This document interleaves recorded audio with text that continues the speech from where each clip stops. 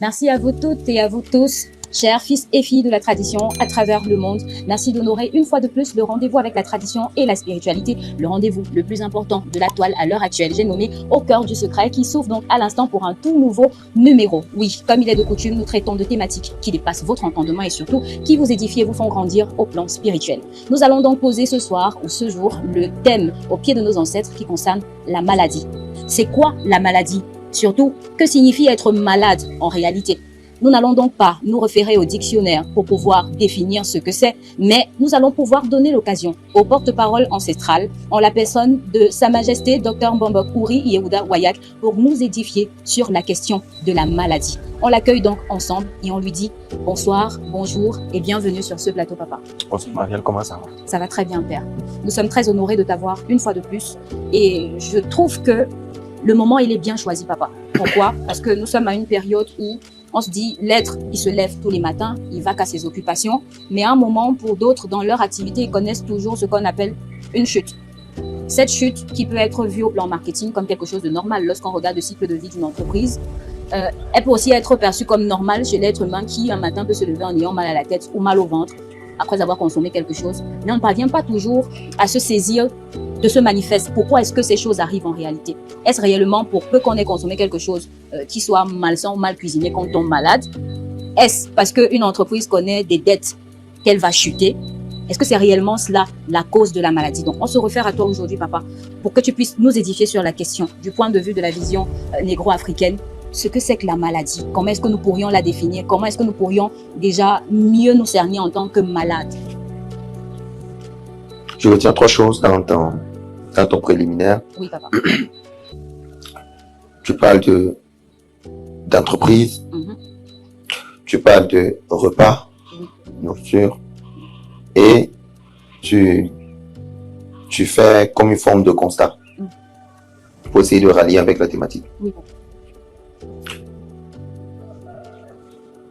Cette thématique, elle est importante. Parce que vous savez, nous faisons l'effort ici à Sitsa d'accepter le volet académique, mais surtout d'apporter une vérification dans nos propos. Parce que la distance qu'il y a entre ce que l'on dit et ce qui est des fois très grande. Par exemple, vous allez trouver quelqu'un qui se dit être en santé, alors qu'en réalité, la personne, elle est malade. Votre introduction essaye de fixer les jalons de cette émission. Je viens dire essaye. Dans le sens où on va parler ici de la question de l'aliment. D'abord, la spiritualité de l'aliment. Et ensuite, je parlerai de la maladie ou encore le malade qu'on appelle en hébreu le relais.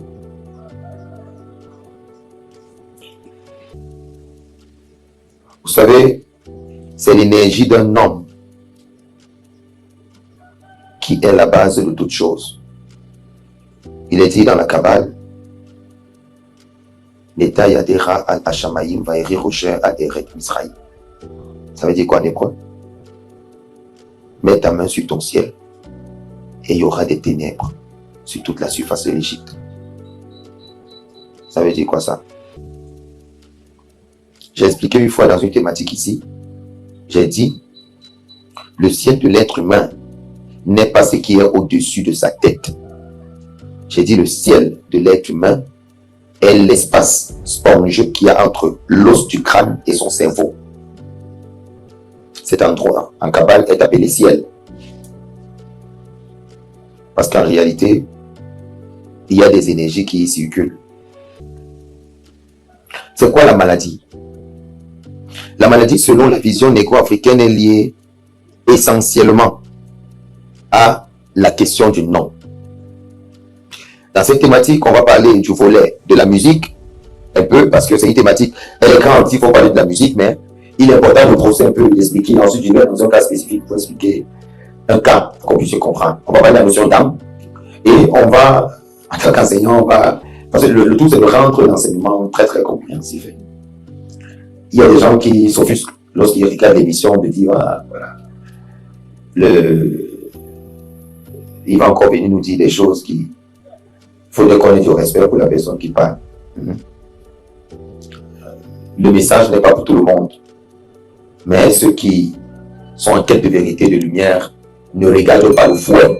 C'est pour ça qu'il y a un proverbe dans le phare qui dit: si celui qui a la marchandise sur la tête, sa marchandise tombe, il ne faut pas réprimander celui qui a la marchandise. Il ne faut pas regarder la tête, mais il faut regarder le pied. Tu verras qu'il est infime. C'est pour ça que la marchandise n'a pas de poids sur sa tête. Et c'est pour ça que la marchandise tombe. C'est ça que nous parlons en parabole. La maladie est liée au nom. Pourquoi? Parce que dans la mystique, nous avons ce qu'on appelle, nous donnons une importance capitale à la musique. Et il faut savoir que même le timbre vocal d'un homme, ce timbre vocal a énormément d'informations sur l'identité psychologique, spirituelle de la personne. La manière de parler, le timbre vocal, l'air qui sort de ta bouche devant un mystique, on peut savoir exactement qui tu es. Pire encore, les lettres qui composent ton nom ne sont pas que des lettres, mais vous allez vous rendre compte que c'est des éléments qui font intervenir le souffle. Aborder cette notion quand cela compliqué, parce que c'est un peu très long, parce qu'il faut venir expliquer encore ce qui est dit dans les différents livres mystiques de Kabbale. Ce sera compliqué d'arriver parce que de toute façon, c'est toujours nos savoirs. Mais je vais essayer de faire simple pour que tout le monde puisse me comprendre. D'accord, papa. Chaque aliment qui existe est en réalité une partie de toi. L'aliment que tu manges peut être ta chute ou peut-être ton élévation. La science nous fait comprendre que c'est ça que c'est un problème pour le négro africain de marcher aujourd'hui selon les prescriptions diététiques, bien que cette dernière soit l'expression d'une santé corporelle. Parce que le diététicien ou le nutritionniste te dira: tu mangeras comme ça, comme ça, comme ça pour que. Soignons-nous les symptômes ou la maladie. Si aujourd'hui, pour quelqu'un qui a le diabète, maigre, au lieu de chercher à connaître les problèmes de son diabète, et même lorsqu'il connaît les problèmes de son diabète, selon la médecine moderne, on ne lui prescrit pas un traitement en tant que tel. Mais ce qu'on lui donne plutôt, c'est une forme d'alimentation qu'il devra respecter. Mais est-ce que l'alimentation qu'il devra respecter a retiré le diabète en lui? Non. Ça empêche juste que le diabète se manifeste alors qu'il est déjà là. C'est ce que je dis. Est-ce qu'on soigne les symptômes ou on soigne la maladie? La vision négro-africaine de la maladie n'a rien à voir. Je dis bien, ça n'a rien à voir avec ce que la médecine moderne dit. C'est la raison pour laquelle mon plus gros combat dans ce monde sur cette terre n'est pas de dire que la médecine moderne n'a pas joué son rôle, mais c'est de dire que si la médecine alternative, tout au moins la médecine, ils appellent traditionnelle, je n'aime pas trop ce mot parce que chaque peuple a sa science. Si dire médecine traditionnelle, pour moi, c'est un problème. Mais je voudrais dire, dans la sagesse des corps africains, chaque peuple a son ensemble de connaissances. Si aujourd'hui il est malade d'un diabète, il se retrouve à l'hôpital pour consulter sur sa maladie, et qu'on vienne à détecter qu'il a un diabète, il serait aussi important qu'on permette à un initié de lui faire aussi une consultation, et maintenant que le malade puisse avoir la consultation invisible et la consultation visible. Parce que c'est l'invisible qui contrôle le visible. Si l'invisible décide de ne pas montrer ce qui ne va pas, jamais le visible ne va voir quoi que ce soit. Alors, si on arrive à avoir une consultation faite en bonne et due forme par un initié, et qu'on arrive à avoir une consultation faite sur le volet médical par la médecine moderne, ça sera au malade maintenant de suivre les deux traitements, parce qu'en réalité, lorsque tu es africain, il faut savoir que toute maladie que tu as est liée à ta spiritualité, minimum à 50%. Donc, même si tu prends un traitement de l'hôpital et que c'est une maladie que tu estimes être simple, elle est toujours liée à un problème traditionnel. C'est pour ça que vous devez savoir que l'Africain ne peut pas vivre comme l'homme moderne, parce que l'Africain, c'est le mot sapiens, sapiens, c'est-à-dire que c'est lui, en réalité. Il a attaché d'abord à sa spiritualité d'une façon viscérale. Bien qu'aujourd'hui, plusieurs refusent de suivre ce chemin, mais ils devront savoir qu'en réalité, c'est ce qu'ils sont, hein, en fait. Ils sont d'abord dans la chose, sur ça qu'à un moment, ils seront psychiques et ensuite soma. Donc, s'ils arrivent à comprendre ces deux concepts et qu'ils arrivent à intégrer cela dans leur tête, il serait très facile pour eux de pouvoir s'en sortir. Parlons donc de ces choses-là que tout le monde voudrait comprendre dans cette thématique-là. Bien sûr, tout le monde, à un certain moment de sa vie, découvre qu'il souffre forcément de quelque chose. Soit d'une maladie qui est peut-être passagère, soit d'une maladie qui réclame un repos, soit d'une maladie qui devra s'étendre tous les jours de sa vie, mais qui est cet individu qui est venu sur cette terre, qui devra porter une maladie, qui devra traiter toute sa vie. Il faudrait bien savoir ce qui ne va pas. Qu'en est-il de ceux qui voient la maladie se déclencher à un certain moment de leur vie, alors qu'en réalité, depuis le départ, ils n'ont jamais eu cette maladie, et qui se retrouvent par un bilan médical en train de prendre des placebos, excusez-moi, en train d'être esclaves de l'industrie pharmaceutique toute leur vie, pour un problème qu'en réalité, on n'a jamais permis à cause du modernisme, on le vérifie également sur le plan occulte, pour savoir si ce qu'on voit, ou ce que le médecin dit, n'a-t-il pas aussi besoin d'un support spirituel pour ça? Je connais des femmes qu'on a opérées, mais qu'on n'a rien retrouvé dans leur ventre. Mais lorsqu'elles viennent voir l'initié et que je leur donne une touche, des choses sortent de leur ventre, des grosses boules. Mais alors qu'après les opérations, on n'a rien vu, parce qu'en réalité, toute maladie qu'on ne voit pas à l'hôpital est une maladie mystique. Pourquoi insister avec des examens dans plusieurs hôpitaux quand le premier hôpital ne voit rien au niveau du cancer, du scanner? Il faut comprendre simplement qu'il faut revenir au niveau de ce que tu as abandonné, c'est ce qu'on va parler tout à l'heure. Qu'est-ce qui cause la maladie dans le corps d'un homme? Selon la vision des voix africaines, c'est-à-dire selon notre vision, nous les Afro-descendants des Africains, on devrait savoir le point de vue des ancêtres sur la question de la maladie. La maladie est un héritage, soit par sanction, soit par punition, soit par libération, et soit par karma. Je répète, la maladie est un héritage, soit par sanction, soit par punition, soit par karma. Alors, réponse simple, la maladie est une faute. Dans la sagesse des voix africaines, il n'y a pas quelqu'un qui soit victime de quelque chose et dont il est innocent de la chose. Dans la sagesse négro-africaine, si quelqu'un reçoit quelque chose et que la chose prospère dans son corps, ça veut dire que la personne y est pour quelque chose. Soit tu es victime de ta légèreté, soit tu es victime de ce que tu crois être une intelligence pour toi. Des fois, le simple fait de manquer de respect à tes ancêtres amène les ancêtres à te donner une maladie que tu ne pourras jamais guérir jusqu'à ce que ton orgueil baisse. Oui, je viens de le dire. Tes ancêtres eux-mêmes peuvent te donner un fardeau qui est une punition pour toi. Juste parce que tu penses être intelligent ou intelligente. Des unions que les ancêtres ne veulent pas, dont tu persistes dedans. Ces unions t'apportent une malédiction qu'on appelle une maladie, pour laquelle tu vas limiter toute ta vie de tes propres choix et tu apprendras à tes dépens. Parce que le résultat sera là. La maladie, c'est quoi? Si tu dis la maladie est une faute, il faut savoir que nous en Afrique, on utilise la langue française juste pour respecter les questions d'étiatisme, c'est-à-dire des notions liées à l'âge. Le temps est beaucoup passé et la colonisation en a joué pour beaucoup. Et on se retrouve avec des langues coloniales qui nous aident aujourd'hui quand même à s'exprimer. Si c'est celle-là que tout le monde comprend, c'est cette langue-là que je parlerai. Il n'y a pas une maladie que quelqu'un va recevoir et dire que cette maladie que j'ai, je ne sais pas d'où ça sort. Parce que c'est faux. Même lorsqu'on devra dire à quelqu'un dans un rituel de guérison dans la mystique, Avliyader, ça dit, donne-moi ta main, pour que le malade se lève, il faudrait d'abord que le malade sache d'où sa maladie est venue. C'est la raison pour laquelle jamais, jamais, jamais, à grand jamais, la vision des ancêtres ne va cadrer avec la vision des églises. Plusieurs personnes pensent que j'ai un problème personnel avec les lieux de culte. Mais excusez-moi de la phrase que je vais dire, j'en ai qu'au foutre. J'en ai qu'au foutre. Pourquoi? Ce que je reproche aux églises et aux leaders, si c'est qu'ils viennent ajuster cela, malheureusement ça ferait tomber le business, c'est comment est-ce que quelqu'un peut arriver dans ton église avec un problème, la première des choses que tu fais c'est prier pour la personne. Comment quelqu'un peut arriver dans ton église avec un problème, la première des choses que tu fais c'est d'imposer les mains pour chasser la maladie. Comment quelqu'un peut arriver dans ton église avec un problème, la première chose que tu fais c'est de chasser le démon. Comment quelqu'un peut arriver dans ton église avec un problème, la première chose que tu fais c'est de dire à la personne qu'elle est quelqu'un de bien. C'est faux. C'est faux. C'est pour ça que les églises sont bombées de monde.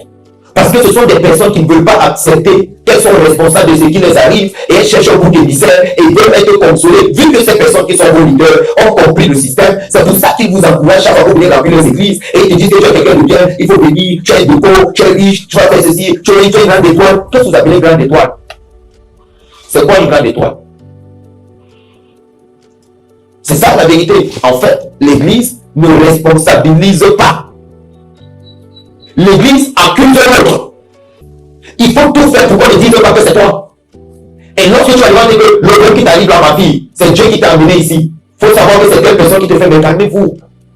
Il y a un proverbe qui dit, Yoruba qui dit, si le mur n'était pas pendu, le marouilla ne serait pas entré.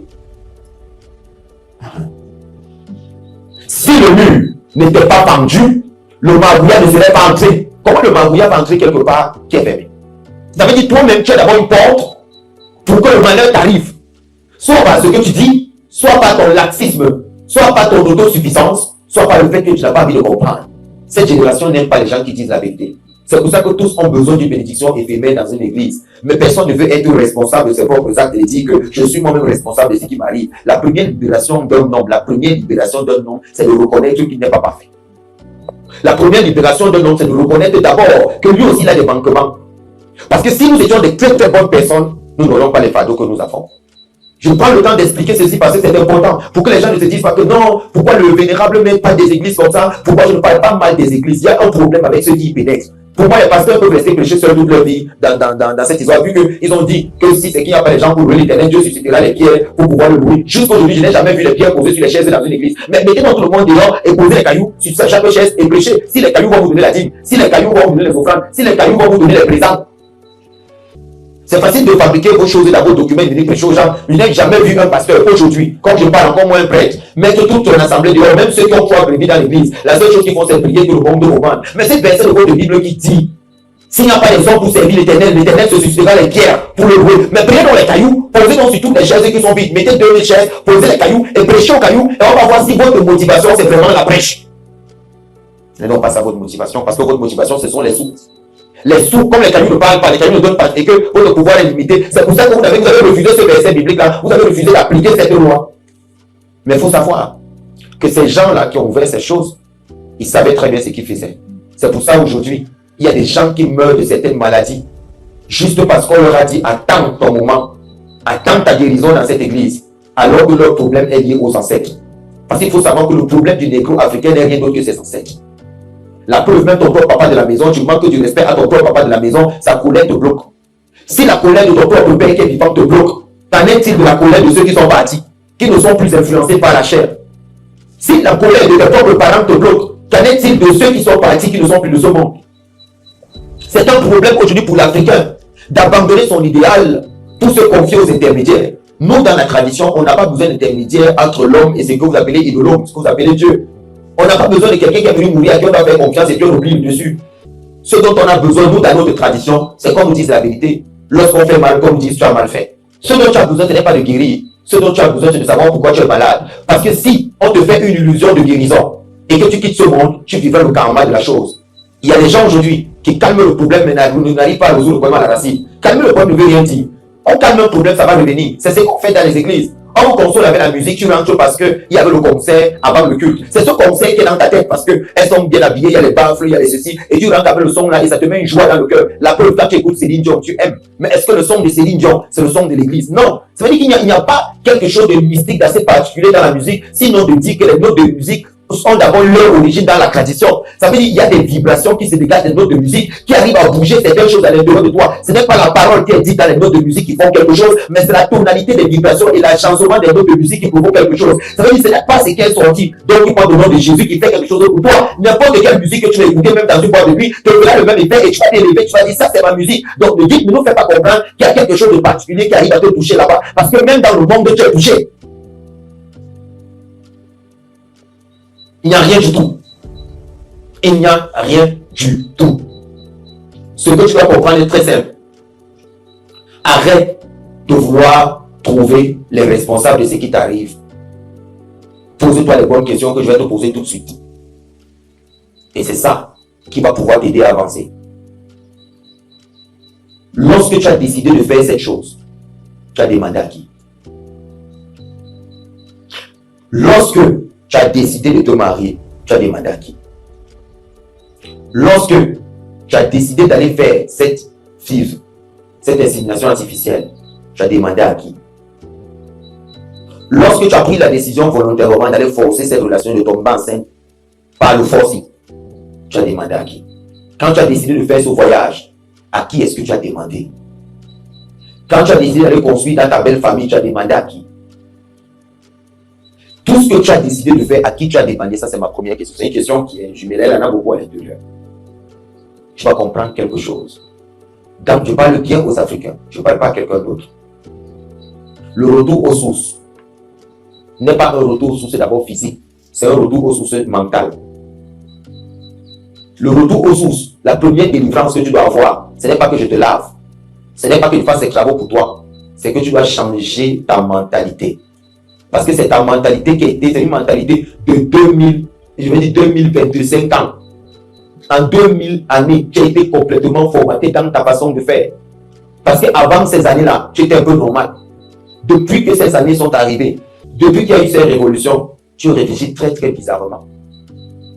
Quel est l'homme africain? Chez nous, on le dit. Mon arrière-grand-père me disait, mes grands-parents me disaient que chez nous, un homme ne se lève pas pour sortir de sa maison sans consulter. Et ils vont vous dire aujourd'hui que n'allez pas voir des voyants. N'allez pas voir des gens qui font des visions. Ils l'ont même écrit. Vous ne savez pas qui écrit. Vous n'étiez même pas là. Mais ils vont vous le dire. Alors que nos ancêtres nous ont appris que lorsque tu te lèves le matin, tu dois d'abord consulter sur ta journée. Ta journée te dira si tu dois sortir ou pas. Alors la consultation n'était pas l'affaire seulement des initiés. Dans la tradition négro-africaine, tout être humain de la tradition négro-africaine avait chez lui un outil de consultation pour vérifier le jour et savoir qu'est-ce qu'il y a lieu de faire. Ce n'est pas une affaire seulement des initiés. Il y a des gens qui se lèvent. Ils ne savent pas pourquoi ils se lèvent et ils se couchent. Ils ne savent pas pourquoi ils se couchent. Ils se lèvent le matin. Il vit sa journée comme il a envie de vivre. Ce qui vient, vient. Ce qui ne vient pas, ne vient pas. Lorsqu'il se rappelle qu'il doit le couper le maillot au champ, il se lève, il ne va pas couper. Personne n'a réellement une vision de la vie claire. Et c'est un problème. Tu es en train de perdre ton temps. Voici une taille. Tu perds ton temps. Tu es en train de perdre ton temps. Et les Africains aujourd'hui sont en train de perdre leur temps. Ils sont en train de perdre leur temps. Les Africains, ils bavardent beaucoup. Et ils aiment beaucoup bavarder. Mais pour ne rien faire. Ils bavardent beaucoup pour rien. Trop de bavardage, trop de bavardage. Personne ne sait ce qu'il doit faire le matin. Personne ne sait ce qu'il doit faire quand il se lève. Tout le monde se lève, gratte la tête. Je vais m'asseoir là. Le temps passe. Ah, il est à 15h. Ah, le temps passe vite. Après, je me suis assis là. Il est déjà 15h. Tu capitalises quand? Qu'est-ce que tu as fait de 7h à 7h? Tu as fait quoi de 7h à 15h? Tu ne te rends pas compte que chaque jour qui passe, ce sont des années qui s'écroulent. Qu'est-ce que tu auras appris de 7h à 15h? La première maladie que tu as, elle est d'abord mentale. Est-ce que tu peux changer ta façon de voir les choses? Parce qu'il faut savoir que tant que tu vis de cette façon, sans but, vous savez, il y a une chose qui m'énerve tellement, ça vous paraît peut-être bizarre, c'est lorsque une femme me dit, je ne savais pas que j'étais enceinte.